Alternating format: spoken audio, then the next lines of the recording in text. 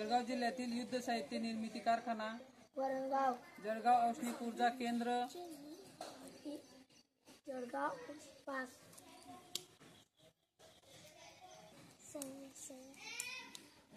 जळगाव जिल्ह्यात एकूण किती तालुके आहेत? 15.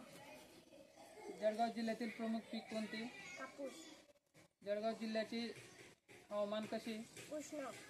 जळगाव जिल्हा कोणत्या पर्वतरांगेत येतो? सातपूर.